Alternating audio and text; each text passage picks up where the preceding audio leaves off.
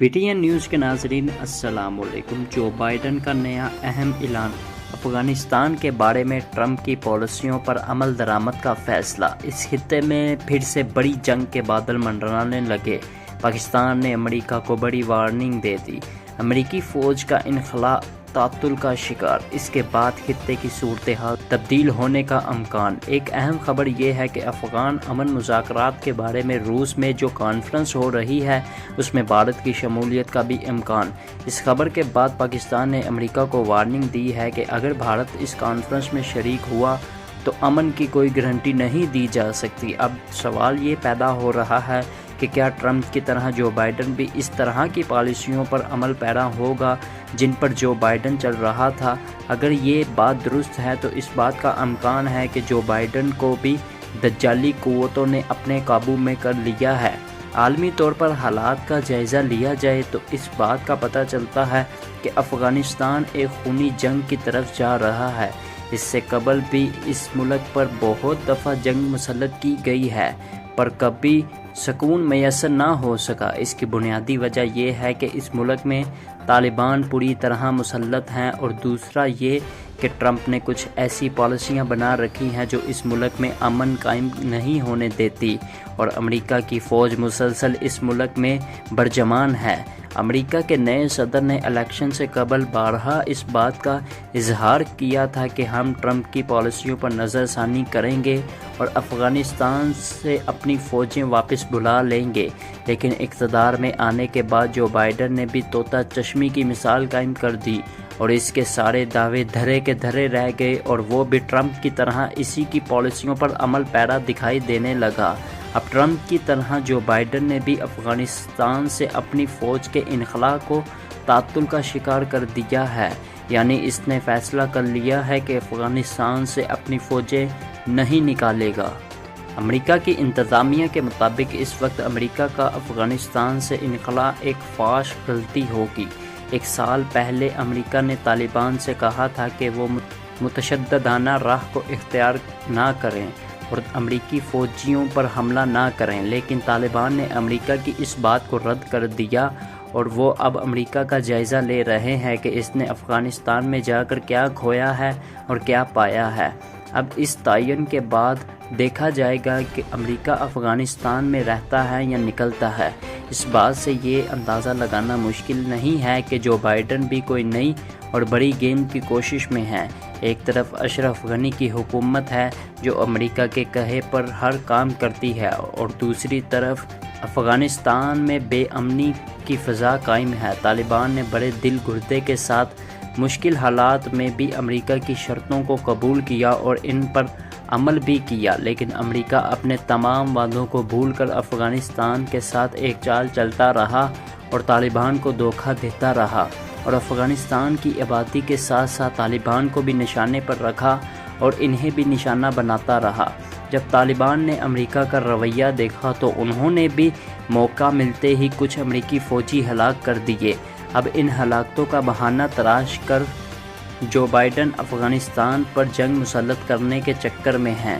یہاں یہ بات بھی بتاتے چلے کہ روس میں اسی سال کے دوران ایک کانفرنس منعقد کی گئی جو امن کانفرنس کے نام سے جانی گئی، جس میں افغانستان کی صورتحال پر بھی مذاکرات ہوں گے۔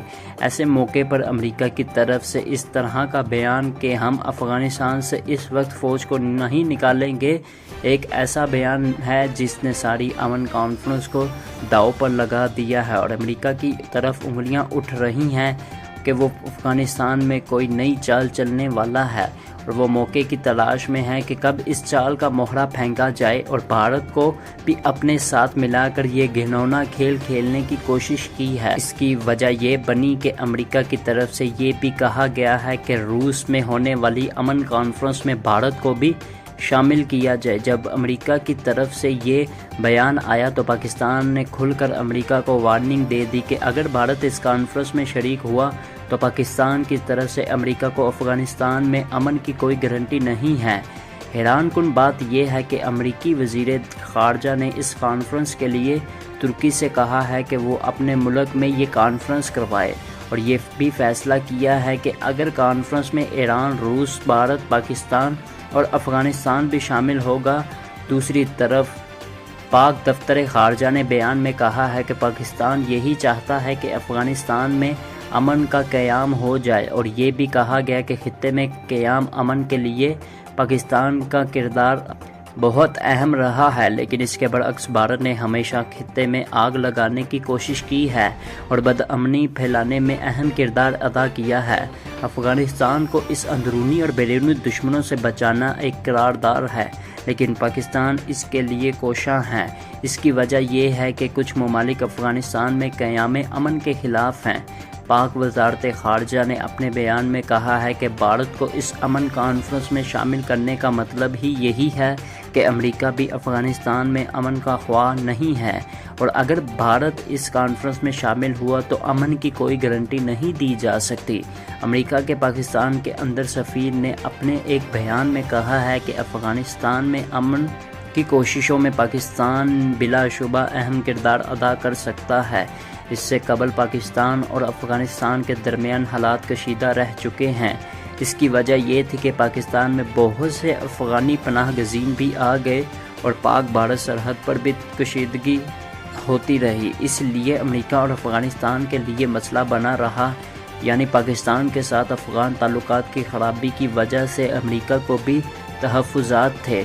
اب دیکھا جائے تو امریکہ ایک طرف تو پاکستان کی تعریف کرتا ہے کہ وہ افغان امن کے لیے کوشاں ہے، اور دوسری طرف اپنے دوست بھارت کو، جو پاکستان کا کھلا دشمن ہے، اسے پاکستان کے مقابلے پر کھڑا رکھنا چاہتا ہے، جو اس کی کھلی منافقت ہے۔ روس کے اندر دوبارہ اپریل کو امن کانفرنس منعقد ہونے جا رہی ہے، جس میں طالبان کے نمائندے بھی شریک ہوں گے اور کچھ دوسرے ممالک بھی۔ اب معاملہ یہ ہے کہ امریکہ کے افغان طالبان کے ساتھ جو امن معاہدہ ہوا تھا، اور اس کے مطابق امریکہ نے 1 مئی تک اپنی فوجوں کو افغانستان سے نکالنا تھا، لیکن اس سے پہلے کہ امریکہ اس پر عمل کرتا، امریکہ نے فوجیوں کے انخلاء کو معطل کرنے کا اعلان کر دیا، اور اب روس امن کانفرنس کرنے جا رہا ہے۔ امریکہ نے اپنے ایک خط میں افغانستان میں ایک مشترکہ عبوری حکومت کے قیام کے لیے اشرف غنی کو خط لکھا تھا، جس کے بارے میں ہم پہلی ویڈیو میں بتا چکے ہیں، لیکن افغان حکومت نے تاحال امریکہ کو کوئی جواب نہیں دیا۔ لیکن خبر یہ ہے کہ اشرف غنی نے امریکہ کے اس مشورے کو رد کر دیا ہے۔ یہاں یہ بھی بتاتے چلے کہ افغان حکومت اور امریکہ نے مشترکہ طور پر بھارت کی کانفرنس میں شرکت کا عندیہ دیا ہے۔ اس کی وجہ یہ ہے کہ امریکہ کی مناپلی اس خطے میں اسی وقت برقرار رہ سکتی ہے جب وہ افغانستان میں ہی رہے۔ یہاں رہ کر وہ ایران اور ترکی پر بھی نظر رکھ سکتا ہے۔ بھارت نے افغانستان میں اپنے دہشت گردی کے اڈے بنا رکھے ہیں اور اس کی فنڈنگ کے لیے لاکھوں ڈالر مختص کر رکھے ہیں، اور اس وجہ سے وہ جہاں چاہتا ہے دہشت گردی کی واردات کروا دیتا ہے۔ دوستو ہمارے چینل کو سبسکرائب کر دیں تاکہ ہماری آنے والی ویڈیوز بر وقت آپ تک پہنچتی رہیں۔